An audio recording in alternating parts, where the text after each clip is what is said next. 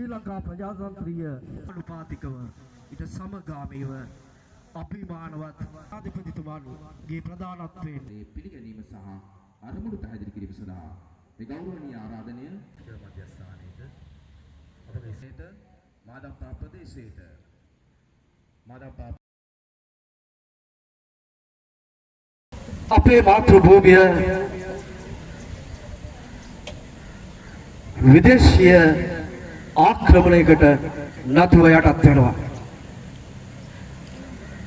අපි අහලා තියෙන ඓතිහාසික කන්ද උඩ රට ගිවිසුම සමගින් අපි යටත් කරනු ලබනවා.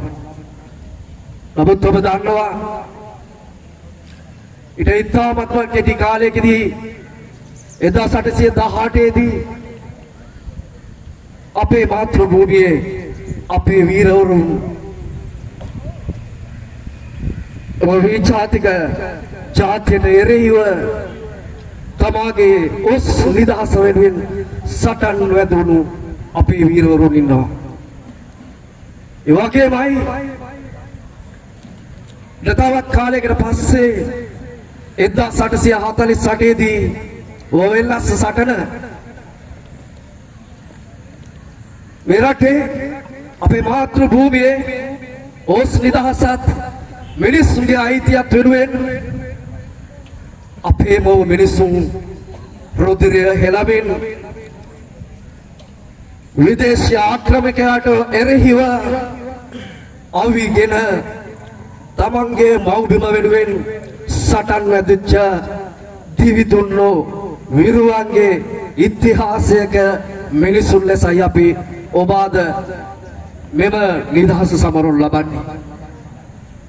ඉතිහාසය අපි දන්නවා හැමදාමත් අපේ ගෞරවනීය මහා සංඝරත්නය පෙරමුණ ගත්තා.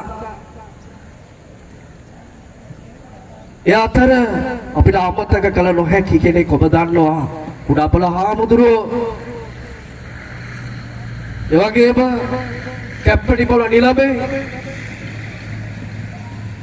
ගොංගාලේ ගොඩ බණ්ඩා වීර පුරන් අප්පුලා ඒ වගේම මයංගනේ ඉතිහාසයට නෑකම් කියන අපේ ආදි මුතුන් මිත්තන් බූටාවේ රටේ රාළලා සමග මේ බිබෙවස් නිදහස වෙනුවෙන් දිවිතුන්නු අපේම මිනිසුන්ගේ වර්තමාන පරම්පරාව අපි අභිමානයෙන් සිහිපත් කරනවා. අපි දිනු නිදහස වෙනුවෙන් 1848 පස්සේ 1948 වෙනතුරු අපි ක්‍රමිකව ඒ සඳහා ගමන් කළා. අපේ නිදහස වෙනුවෙන් 48 දී අපිට ඩොමේනියන් තත්ත්වයේ නිදහසක් ලැබෙනවා. ඒ නිදහස සමග අපි හැමදාමත් උත්සාහ කරනවා අපේ සැබෑ වූ නිදහස දිනා ගැනීම වෙනුවෙන්. ඒ සඳහා ලාංකීය බිමේ සිව් කොනේ නිදහසී ගී වැයමින් තියෙනවා.